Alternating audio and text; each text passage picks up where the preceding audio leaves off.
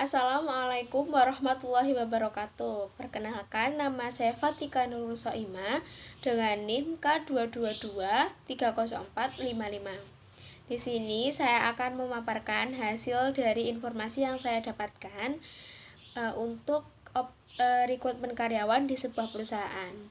Sebagai salah satu tugas UKAD 1, psikologi industri dan juga organisasi.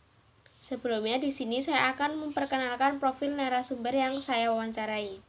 Beliau bernama Bapak Joko Heruwinoto. Beliau memiliki tahun kelahiran yaitu 13 November 1975.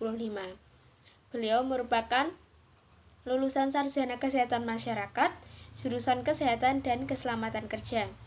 Beliau memiliki jabatan di perusahaan sebagai Flight HSE Koordinator. Dan selanjutnya yaitu profil perusahaan.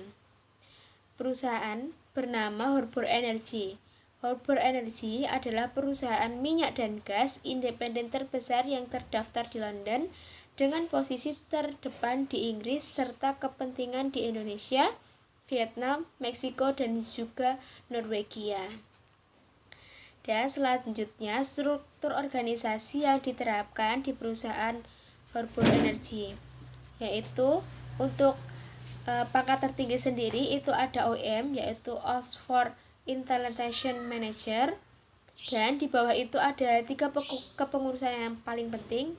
Yang pertama ada FPS, yaitu Flight Production SUPU, dan yang kedua ada FMS, Flight Maintenance SUPU, dan juga yang ketiga adalah Flight HSE Koordinator. Di bawah kepengurusan FPS sendiri itu ada 3 kepengurusan. Yang pertama itu Lead Prod Batch, yang kedua ada Control Room Operator, dan yang ketiga ada Production Technician. Dan di bawah kepengurusan FMS itu juga ada 3 kepengurusan. Yang pertama ada Lead Electrical, yang kedua ada Lead Instrumentation, dan yang ketiga ada Lead Mekanik. Setelah itu, pada perincian tahap rekrutmen.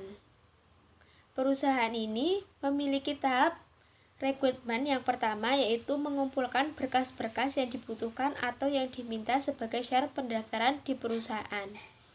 Dan yang kedua yaitu menunggu panggilan dari perusahaan untuk melakukan beberapa tes. Adapun syaratnya yaitu harus mempunyai pengalaman kerja minimal 8 tahun sesama perusahaan minyak dan juga gas. Dan yang ketiga yaitu setelah dilakukan pemilihan akan dipanggil untuk melakukan tes seperti tes tertulis, tes psikotes, dan juga interview. Dan di sini untuk tes psikotes dilakukan secara mekanikal seperti tes matematika hitung dan juga kemampuan orang untuk merangkai suatu kalimat. Setelah itu untuk tahapan yang keempat yaitu harus mempunyai sertifikat untuk fundamental certif works practice.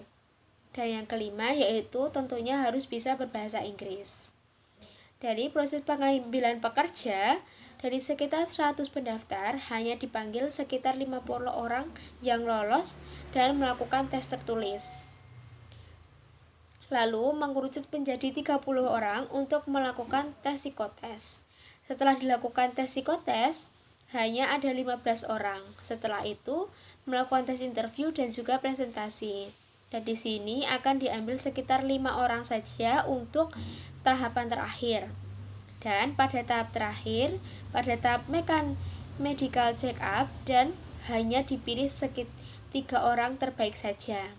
Setelah ditemukan 3 orang terpilih, lanjut ke bagian IKAR, negosiasi untuk masalah salary.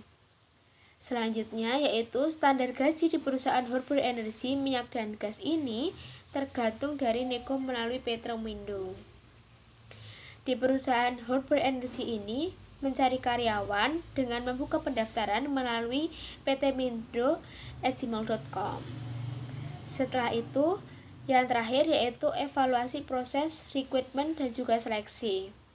Proses rekrutmen yang dilakukan oleh perusahaan Harbour Energy ini memiliki persyaratan yang cukup sulit untuk dilakukan dan dipenuhi oleh beberapa pelamar. Karena perusahaan ini memilih pekerja yang sudah matang dalam menggeluti dunia kerja. Tapi hal itu tidak begitu menjadi kendala karena banyaknya pelamar yang melamar di perusahaan tersebut. Pelamar hanya memiliki peluang yang sangat kecil untuk diterima di perusahaan karena banyaknya pendaftar dan sedikitnya yang diterima. Cukup sekian yang dapat saya sampaikan. Terima kasih. Mohon maaf jika ada salah kata. Wassalamualaikum warahmatullahi wabarakatuh.